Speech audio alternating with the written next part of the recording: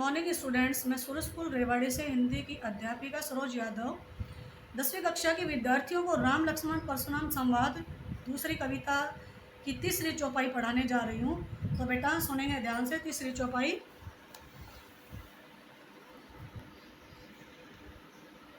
देखिए बेटा, बिहसी लखनऊ बोले मृदुबानी, अहो मुनीसु महाभट मानी।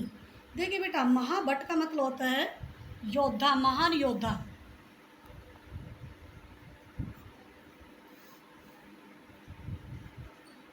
देखिए बेटा, बीसो लखनऊ बोले मृदुबानी, कह रहे कि जब परशुराम बड़ी बड़ी डींगे मारने लगे तो लक्ष्मण ने हंसते हुए मधुर वाणी में कहा कि हे मुनि, आप मुनि होकर अपने आप को बड़ा शूरवीर योद्धा मानते हैं, शूरवीर महान योद्धा मानते हैं। पुनि पुनि मोहि दिखावे कुठारू, पुनि पुनि में पुनरुक्ति प्रकाश अलंकार है और कुठारू में सोता बेटा कुल्हाड़ा। आप बार बार मुझे कुल्हाड़ा दिखा रहे हो, चहत उड़ामन फूकी पहाड़ों। कह रहे कि आप मुझे बार बार अपना कुल्हाड़ा दिखाकर ऐसे डरा देना चाहते हो जैसे फूंक मारकर पहाड़ को, पहाड़ों में सोता बेटा पहाड़, जैसे फूंक मारकर पहाड़ को उड़ा दोगे। यहाँ कुंभड़ बतिया को नहीं, कुंभड़ बतिया का मतलब होता है बेटा छुई मुई का पौधा। क्या होता है? छुई मुई का पौधा। ठीक है, यहाँ कोई कह रहा है कि यहाँ का मतलब यहाँ कोई भी छुई मुई का पौधा नहीं है। जे तर्जनी, देखिए बेटा तर्जनी ये होती है उंगली। देखिए बेटा 4 उंगलियाँ होती है, जो सबसे पहले ये छोटी उंगली होती है इसे कहते हैं कनिष्ठा, और ये जो दो इसके बाद वाली जो उंगली होती है इसे कहते हैं अनामिका, और जो ये उंगली होती है बीच की इसे कहते हैं मध्यमा, और ये जो उंगली होती है इसको कहते हैं तर्जनी उंगली। तो कह रहे हैं कि यहाँ कुंभड़ बतिया को नाही, जे तरजनी देखी मरी जाही, कि यहाँ कोई भी छुई मुई का पौधा नहीं है जो आपकी तर्जनी उंगली को देख करके मुरझा जाएगा। अर्थात या लक्ष्मण परशुराम से कह रहे कि मैं इतना कमज़ोर नहीं हूँ कि तुम्हारे कुल्हाड़े के भय से ही डर जाऊँगा। देखी कुठारू सरासन माना, देखिए बेटा कुठारू में से होता है कुल्हाड़ा और सरासन का मतलब होता है धनुष्मान। मैं कछु कहा सहित अभिमाना, कह रहे कि मैंने तो तुम्हारे द्वारा धारण किए हुए कुल्हाड़े एवं धनुष बाण को देखकर ही अभिमान से कुछ कहा है। भृगुसुत समूझी जनेऊ बिलोकी, देखिए बेटा जो ब्राह्मण लोग होते हैं वो एक सफ़ेद धागा सा पहनते हैं जिसे जनेऊ कहते हैं। देखिए बेटा कह रहे कि आपको भृगुकुल का ब्राह्मण समझा और आपका जनेऊ देखकर जो कछु सहू, जो कछु कहू सहू रिस रोकू। रिस का मतलब होता है बेटा क्रोध, और रोकी का मतलब रोक कर।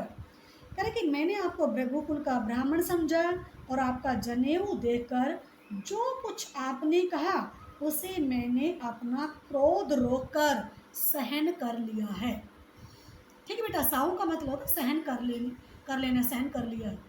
सुर महिसुर हरिजन अरु गाई, देखिए बेटा सुर होता है देवता और महिसुर होता है ब्राह्मण, हरिजन मिस होता है भक्त, और गाई का मतलब होता है गाय।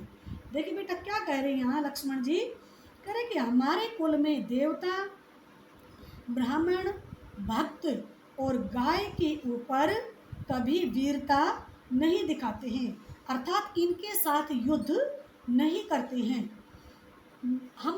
हमरे कुल इन पर न सुराई, सुराई का मतलब होता है शूरवीरता, हमारे वंश में हमारे कुल में इन पर कोई शूरवीरता नहीं दिखाते हैं। बधी पापू अपकीर्ति हारी, करे कि इनसे इनका वध करने पर, बधी का मतलब होता है वध करना बेटा, इनका वध करने पर क्या लगता है? पाप लगता है। अपकीर्ति हारे, और हारने से अपयश होता है।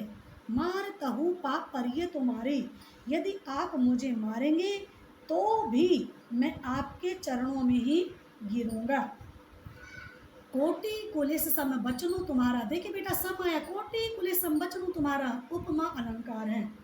देखिए बेटा कह रहे कि और फिर आपके तो वचन करोड़ों वज्रों के समान है। व्यर्थ दरहू धनु बान कुठारा, कुठारा मीन्स कुल्हाड़ा, व्यर्थ का मतलब बेकार में ही, कह रहे कि आपने तो व्यर्थ में ही, बेकार में ही धनुष बाण को धारण कर रखा है।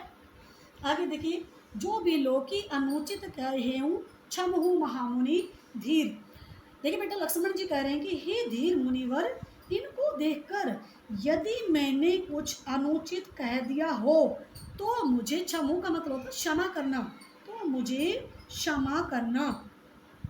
सुनी सरोष भृगुवंश बनी मणि बोले गिरा गंभीर। और कह रहे हैं कि यह सुनकर भृगु कुल के श्रेष्ठ शिरोमणि परशुराम भी क्रोधित होकर गंभीर वाणी में बोले। यह सुनकर के भृगुवंश के शिरोमणि परशुराम जी भी क्रोधित होकर गंभीर वाणी में बोले। तो बेटा, ये आपकी तीसरी चौपाई आज पूरी हो गई है। अगली वीडियो में चौथी चौपाई पढ़ाएंगे। बहुत बहुत धन्यवाद।